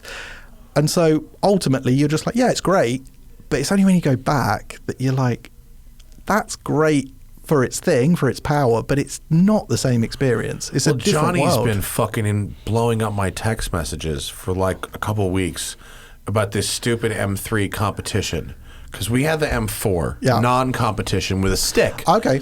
And it was $100,000 non-competition M4. Yeah. And it was enormous, but it was a stick, which did give it some level of redeemability and mechanical engagement, right? You'll note the one in the commercial that's all about the self-driving car where you're driving is a stick. You'll note the one in the commercial is a stick. So Johnny's had this green nuclear waste looking fucking thing. Hideous. It's horrible looking. It's a terrible looking car. Yeah, it's really unfortunate. Yeah. And, he was driving it real fast up in the forest, as you do. And he came back down. Oh, my God, dude. I know you had the M4, but the competition is so much better. And I'm like, how is that possible? It's it's the same thing. It's whatever. And he goes, you don't understand. It's so fast. And I go, you don't understand. Everything is so fast. There's nothing that isn't 1,000,000 horsepower that doesn't go 1,000,000 miles an hour. Speed is not a measurement or the definitive measurement of quality or value. Meanwhile, we booked it for May. It will be retracted, I bet. I will reserve judgment. I've heard good things as well from people in the UK I know who've driven it. They're like, it's actually pretty cool. But yeah, there was one car that changed the game, and that was the GTR. It came in, and it literally, I think we'll look back as that was the absolute game changer. It made everyone go, holy shit, this is what's possible. I remember the first time I drove it with that dual clutch box, and you watch the boost gauge and it never moves. It's always at max boost, and the thing turned and it gripped and it just had power everywhere, and everyone changed. Like Porsche changed, there's no question. 997, if you drive a 997.1 turbo and 0.2, they're so different in the way they go about what they do.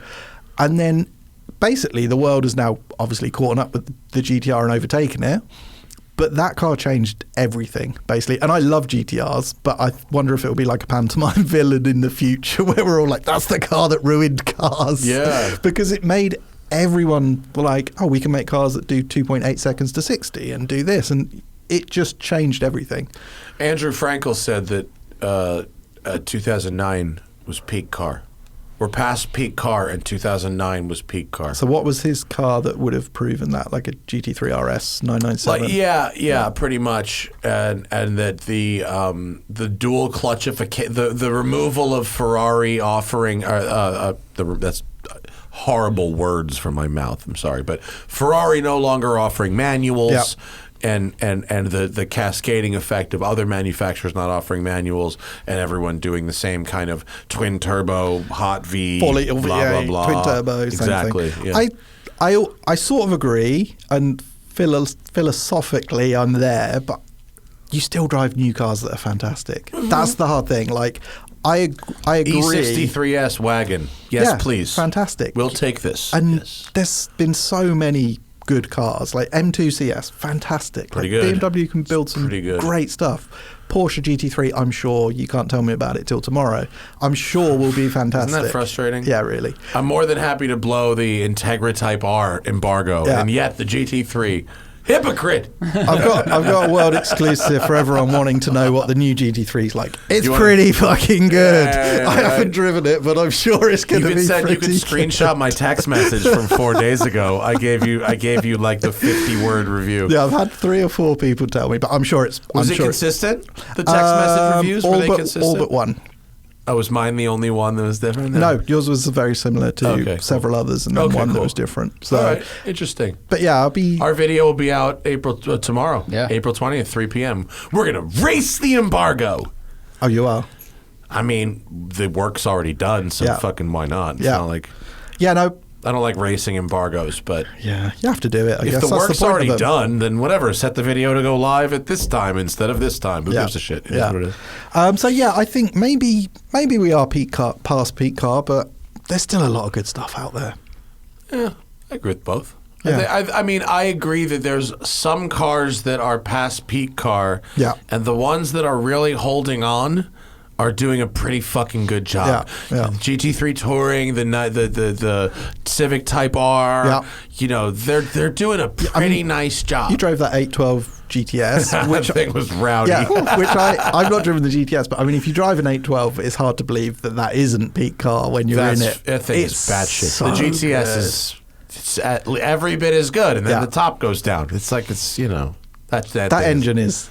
That's a Unreal. rowdy. Unbelievable. I mean, I think even when you've absorbed the numbers and you've driven, like I've driven a lot of V12 Ferraris, I've driven a lot of quick stuff. There's something about that car that blows your mind. Like super The fast revs is do the not right end. thing. So I watched your video on the F12, which is just you smoking tires all day long. Yeah. But when you drove the F12 versus the 812, how did you find the two of them? The 812 is, I think, quite a big step on, like in terms of the front and the rear, how they're locked together. The F12 always felt like a strong front end with a rear that could never quite keep up with it. And Because wasn't it their first front engine car that used like the mid engine steering rack that was like crazy fast It steering? was so quick. The rear would move a lot, and then the car was great in a lot of ways. But if you also the tires, I think moved on a lot, because if you got the tires hot in the F12, i.e., you wheel span out of one corner, which will be probably the second or third corner you're driving the car was finished. The car had no rear end after that, so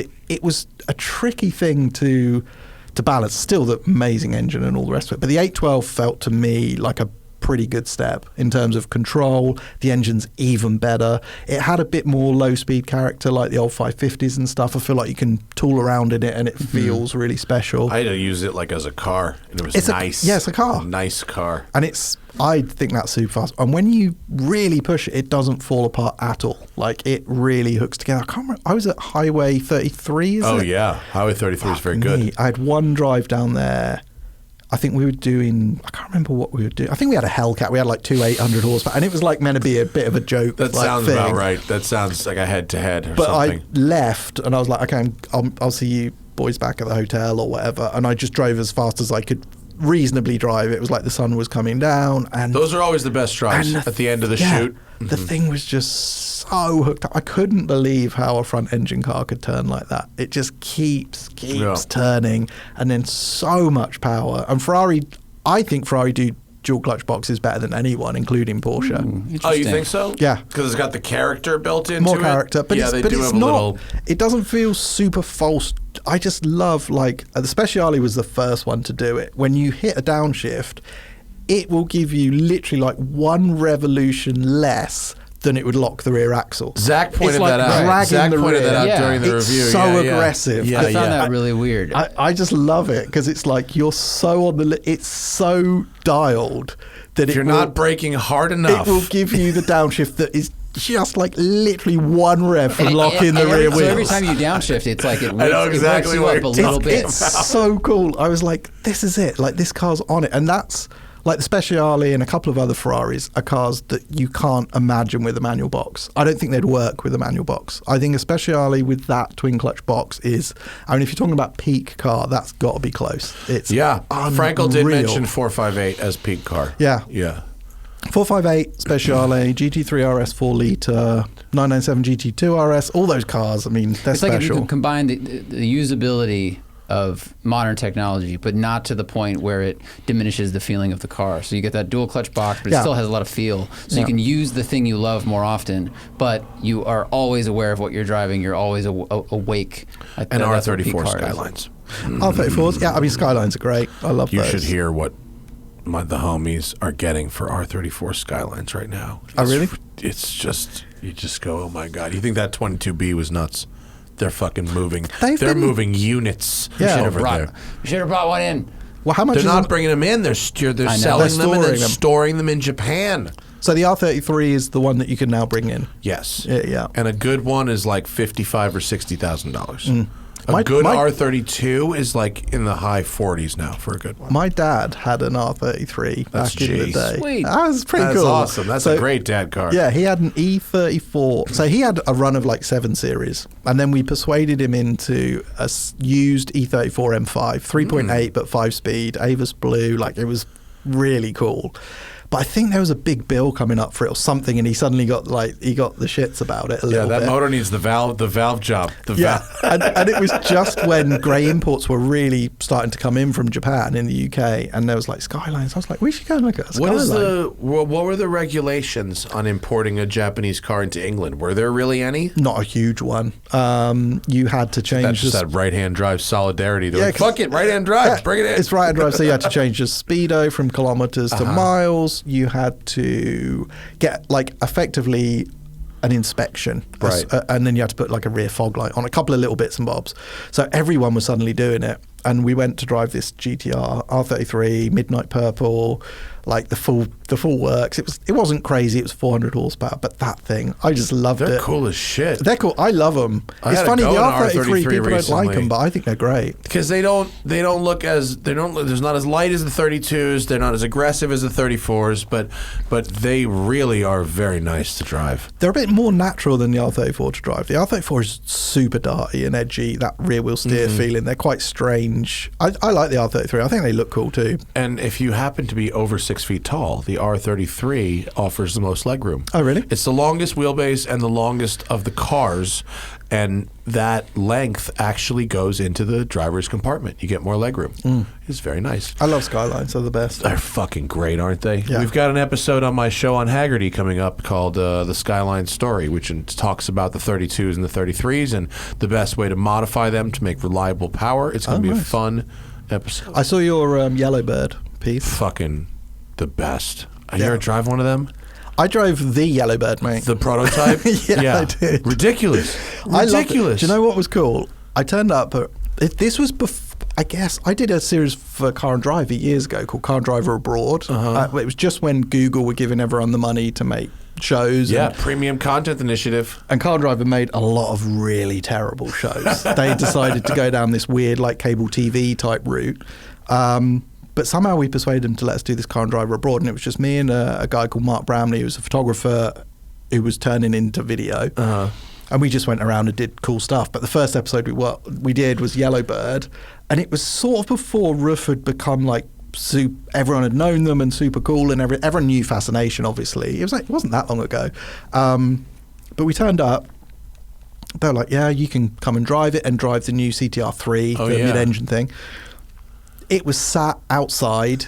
No one had driven it in like 6 months. It was covered in dust. Yeah. It was like now it's fully restored and everything, but at that Has point, someone told you it's worth $4 million?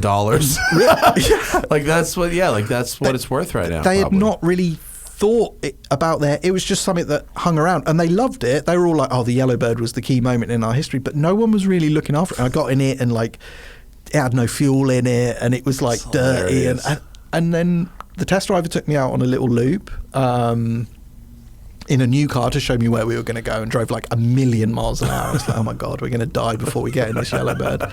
And then Stefan Rosa turned up. Get the fuck out of here. Yeah, Stefan Rosa turned up. Like, oh, hello. Yeah, they called Stefan and were like, "Will you He come?" was like local. He was pretty local, I think. And what I didn't know, I obviously didn't know his story. He was a journalist. He was a car journalist. He wasn't a racing driver. Seriously? He was a car journalist for Auto, Motor and Sport or someone. Oh, yeah. And he did a bit of freelancing for Roof at the time. And I'd love to read his review of this car if he's got one. Yeah. Fuck me. And his thing was obviously his car control was great. But he turned up. I can't remember. He'd retired. He was like pretty. He was a lovely guy. And we got in the car together, drove up the road. And I think he pitched it into the first corner that we arrived at like 90 miles an hour. And if you watch Fascination, it's great, but it's not super smooth. Like he's wrestling the car, and it was just like that. And it was like I was in the video. Oh, wow. my God, Only nuts. this guy was like, he was moaning. He was like, "Oh, they've changed the setup. I can't believe they've done this. It's got understeer." And He I'm figures like, that out mid-slide. I was It like, feels different. it doesn't feel massively understeery currently. As I'm like wiping the side window to see what we're going to hear. Oh my God. That's And then we went to a amazing. little airfield down the road, and they let me slide the car around, and the whole works. It was mega. And then we went out, and then we went out onto the autobahn and tried to do 200 in the CTR3, and it was like, this has been a good couple of days. Did you get 200? I can't remember if we did. I think we did. I think we did in the end. I mean, Nice. How could you not? I mean, it was really rough. There's a fast Roof car. CTR3 That's or awesome. whatever. But it was a cool place. Yeah. And Alois is cool. For dude.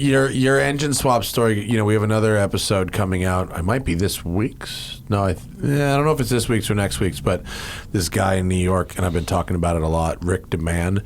Oh, yeah. Have you seen this engine he's got? I heard you chatting to, was it Johnny about it maybe? It's a 4.5 liter drop in. Yeah. $30,000. Just drop it in.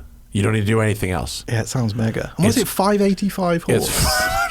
It's or 65? I can't remember. I looked it up afterwards. batshit. It's the craziest water cooled engine I've ever driven. And it is what? It is like a normal 9A1 motor. It's not a Metzger type engine. No, is it? he starts with the 981 motor. Yeah. He can do a 3.8 or a 4.0, and it's bored and stroked to 4.5 I with like a bunch of other neat stuff in it. But it runs smooth. Yeah. and you can close the valve on the exhaust, and it runs quiet. Yeah, and that's good. And it doesn't feel like anything. But you put the fucking hammer down, it's like, especially with the short gears. Yeah. GT4, it's must be ridiculous. nuts. That's ridiculous. Yeah. And he'll do it at PDK too. Yeah. He'll do the PDK with the close ratio gearbox. You'll fucking blow the tires off in fourth. Awesome. I read that. That looks cool. I like the idea of It's having a go in crazy. that. If you go to them in New York, he'll absolutely put you in one. It's really, really a nutty thing. Yeah, that sounds good. Yeah, it's very, very good. Yeah, we need more crazy stuff like that, I think. Yeah. Why Yeah. not? We got a lot of questions from people. Okay. We're only going to do the ones that are pertinent to Jethro. Did you pre-organize for us, Zach? Yeah. Seems so you may if the have. things in bold are either for him or, he can answer. The general ones will be collected for a later show. I'm sorry to say I have a hard out at 6. It's in a half hour, though. We're okay. Okay. Falcon7 says, Jethro, is there a stunt adventure or used, he says used car compare. I assume you mean a shitbox challenge that you hope never happens for Top Gear. Where do you draw the Where do line? I draw the line? I mean, anything that involves an economy run sounds pretty boring. It really is. Any stunt that involves me not driving is where I like to draw the line. Yeah. I have a lot of. It's funny. Me and Dax are exactly the same in that we both Refuse like to let the doing stunt driver come in and do your shit? We both like doing silly stuff in cars, but not when other people are driving. So that Do you is my not trust thing. each other yet? Like you don't want to ride Dax has right been seat out with me a couple of times, and he never passengers with anyone. So he's now in the trust zone, and I trust him. Yeah, he's a good driver, and he's quick. He's a little rough around the edges. And he admits it himself. He's like, I look at the in-car footage, and it looks like you're just cruising around on a Sunday drive, and it looks like I'm fighting a tiger or something. That's hilarious. But he's got the car control without a doubt. So yeah, I trust him. Yeah. But no stunts you won't draw the line on. Fuel economy runs. That's the one. I mean, the stunts Those are are cool boring. as long as there's control. I'm not into stunts where you're just doing something you're not super in control. Like maybe a 500-foot jump or something doesn't sound particularly fun to me. It's not really skill. It's just whether you get lucky if you survive or if not. you hit it 88 miles an hour versus 89. Yeah. Because 88 is victory. 87 is death from a head injury. Yeah. And 89 is death from a back injury. Yeah. Like when Clarkson crashed a semi through the brick wall, and they were just like, "You're just going to do this." I feel like that'd be something you're like, "Why? Yeah. Why are we doing this?" Yeah, I like doing stuff that's fun and has a risk and skill element, but anything that's just like, let's do something stupid is not necessarily my thing. Fair. Jerry says Jerry is in the market for a 996 Aero kit car, but also might be able to swing the 10 to 15K difference for a 997. Is it worth it? I don't think it's probably 15 grand better to drive. I think as a future car, because people just don't like 996s, 997 is a very good bet. But despite the 996 having the bad reputation, 997s suffer, it seems, a lot worse from the bore scoring, which is a really expensive thing to put right. So I would say drive both. 997s, I think, look gorgeous, but 996 is not something to be ashamed of. In fact, they should be worth $100 million. Yeah, because that's what I've just spent on mine. Carl Sanders says, will the change to EVs kill the light hot hatch? Yes. Possibly. Yes. But have you ever driven a smart EV? It's pretty rad. No. Actually. Because, the batteries are on the floor. Yeah. So it's The thing pretty that cool. The puts me off- 500E is the best Fiat 500 by far. Yeah. By like a lot. What does it weigh, though? I don't know. I mean, that Honda. The thing that makes me say yes is that Honda E. That looks cool. Yeah. It looks cool. The range is a joke, and it weighs, I always talk in kilos, but it's like 1,600 kilos for a tiny little car. And I just think, I think there's a potential that 500E is over. 2,980 pounds. That's heavy. Yeah. For a team. For something as tiny as that. So, yes, I think EVs will kill small, light hot hatches. That is not a big deal over here, I guess, as much, but we have... No, here, everything else has killed light hot hatches. There are no... You have a Volkswagen GTI, you have a Hyundai Veloster, and... Yeah, that's it. That's... Because you can buy a V8 Camaro for the same money or what else. We get the Veloster with the dual clutch comes in tomorrow. Oh, okay. If you haven't had a go in that yet. I like the Velosters. They're good fun. Veloster and dual clutch could be fun. Yeah. Could be very nice. Yeah. We will let you know. Michael Gallardo. You think that's a good last name? Michael Gallardo? Yeah. I hope you have your namesake whip. That would be cool. Named after the date his parents made him on. Will 2018 and 2019 BMW M5 prices drop when the CSs start getting delivered? I really want one, but can't see paying $85 for a 3-year-old M5. I think you should pay $30K for a 2014 M5 and have the same car. I find it really tricky to talk about values and stuff because I've been staggered by the difference in prices of stuff in Europe versus America. Like, you pay a lot for used cars in the States. Like, you seem to get a real good deal on cheap new stuff, and the lease deals are great, but the used values are through the roof. Like, we can buy a V10 M5 in the UK for £11,000, like $16,000, and it's the same all the way up the market. We seem to get it a lot better. Do you guys not have the bring a trailer nostalgia, kind of padding on the book right now? Because like the V10 M5 is something now where there's probably been so many articles and videos and people talking about how awesome they were. That's, I think, why they're getting so expensive. Yeah, but up and down, every car I look at, I'm like, I wonder how much that is in the US. It's probably 15 grand more than it is in the UK. It surprises me. But I would say I wouldn't pay 85 for a M5 from 2018-19. I like the car, though. It's cool. I would say 65 or 55, even better. Yeah, that sounds about right.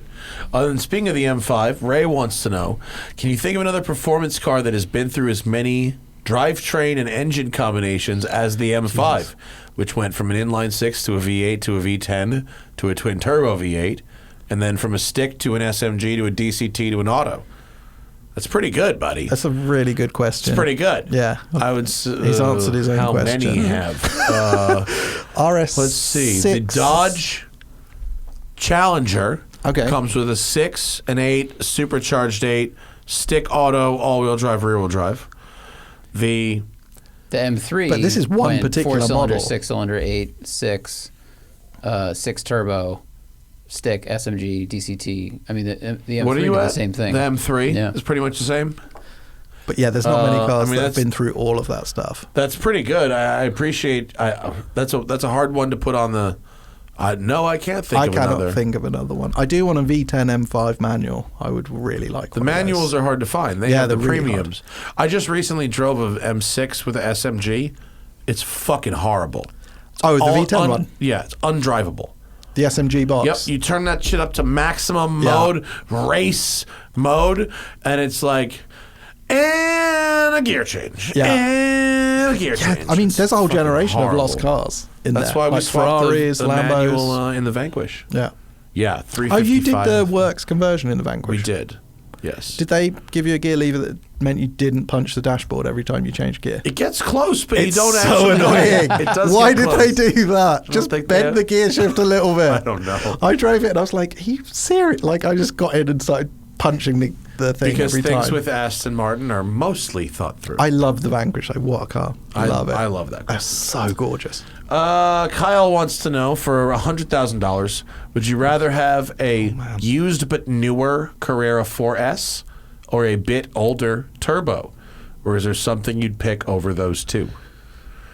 Assuming the newer Carrera S has turbochargers, Yeah.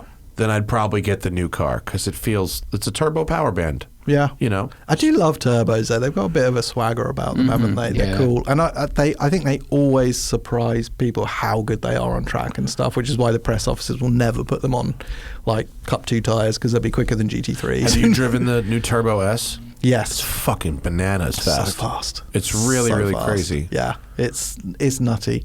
Other cars, I love R8s. The new one's not as good as the old one, but $100,000 goes a long way in R8 land. yeah, I just think, God, while we can have a V10 that revs to nearly That's going to be one 9,000 people RPM. will really miss. And I think the gearbox on that car is so good. The dual clutch is brilliant on that car. So yeah, I would also put a shout in for an R8. Mr. Cassioke, are you a watch person, Jethro? I'm not a watch wanker of the web. No, Oh, there you go. I am. I know. That's okay. I don't care. Greg Laver says, Mr. Harris, Chris Harris, surprisingly stated that he preferred the Scuderia over the Pista CS or Special. No. How do we rank them by driving experience? And how do they stack up over the...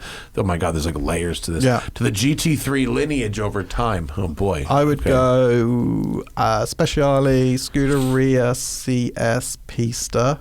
Speciale, I think, is maybe... Scuderia CS Pisto. Okay, Speciale's the best. Yeah, I'm Scuderia with you. second. I'm with you there. Yeah, I I'm love with the you on CS. that. I think it's cool. I think it looks beautiful, considering the 360 is quite a gawky car. But somehow, when they went Challenge Chadale is is very gorgeous. good. It's very good. I think Speciale might be.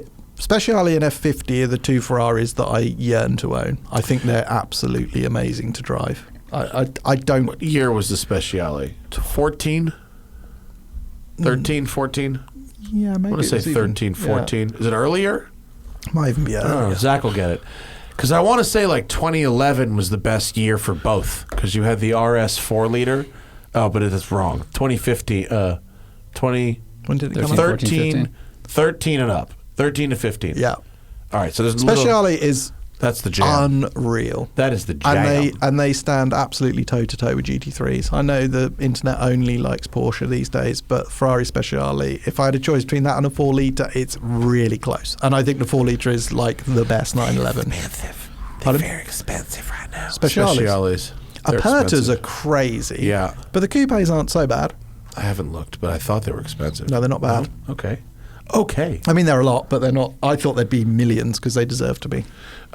Travisio says, is it possible to market driving feel and experience the way that car manufacturers currently market horsepower and 0 to 60 times, or is that a lost cause? I think, yes. The only people who've managed to do it, those Porsche with 911R and GT3 Touring and stuff, I think they've really nailed it. Porsche are doing such a good job with that stuff. It can be done. I hope more people get to grips with it because I think it would be great if they could. Subaru has tried with the BRZ-TS True, and with yeah. the the STI-RA, was that it? Or Yeah, RS? yeah. Yeah, like That they was fun, tried, actually. but like, and I'm guessing people bought those cars, but it didn't.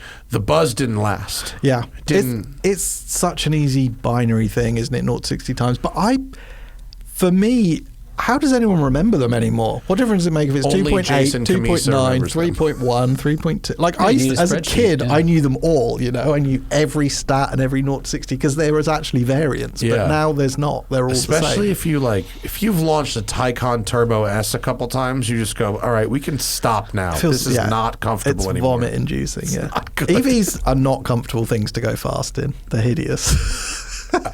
Impressive, but not fun. But yeah, That's Porsche fair, have done yeah. it. So if someone else could, that would be really good. Yeah. All right. The rest of this stuff is. No. All right. Thank you all. We will save all this stuff for later. None of it is instantly instant. Other than Top Gear America on the Motor Trend app, you want to plug anything before we get out of here? No, please watch Top Gear America. It sorts Is it me available out. anywhere besides the Motor Trend app? It's on the Motor Trend app, and now in Europe and the UK, it is on Discovery Plus. So we are going global with this stuff. which I'll is be actually interested to pretty see good. how. So, in the UK, there's now going to be Top Gear UK and Top Gear America. Yeah, so if you get Discovery Plus, it's on. It's in the UK as well. That'll be interesting. Yeah, it'll be interesting. The I mean, battle. Is there going to be a crossover? Or are you guys going to have one of the crossover episodes? I'd love to, but I don't know that they will. And they're different animals. We've done it, I think, quite wisely. It's shorter, it's sharper. We don't have the crazy budget, which I wish we did have. But it's definitely a different take. But yeah, go and watch it on Motor Trend or Discovery Plus. Cool, man. I appreciate it. Thanks Thanks for coming in. Yeah, it's good fun. On your vacation. Yes. I know. So nice of you. Thank you. Thank you, everyone, for participating in the Super Chat. We appreciate it. What do we have, Spike? We have a show between now and We Spike. have Spinelli on Thursday Oh shit, calling Mike in. Spinelli in the house. Not in the house, in New York. Calling in from New Rochelle, the epicenter of the virus. Remember when COVID started in New Yeah. Rochelle? You want to remember that? Oh, my God. It was Spinelli. It was actually him. Spinelli went to Temple that day. But he and was fine because he's like started in the he'll Temple. live forever. And then we got Spike in the studio on Friday. That's it. Thanks, buddy. Good times. Thank you. Thank you for inviting me. Good times. Yeah, Way it's to be good the way to be the token limey on the American show now. Basically how I got the gig, yeah. Right. I like it. English guy who can drift. Where We're can we making a find show one of them? called Top Gear USA. We need a British guy. Do you know, the funny thing is, this is why I never thought I got the job. When I spoke to Motor Trend about it, I heard about it way in advance. So, like, the one thing we don't want is any British guys involved. And I was like, all right, fuck you guys. I heard that was what Chris Harris told me when I found out LeBlanc was leaving. Oh, really? I was like, "Yo, fucking hook a brother up. What's up?" And they're like, "No, dude. They said no." He wrote back. He goes, "They said no Yanks." I was like, "All right." But I got there in the end, so it's good. Yeah, it's cool. It's good, man. It's good fun. All right, everybody. Thank you very much. Have a great evening. Good night.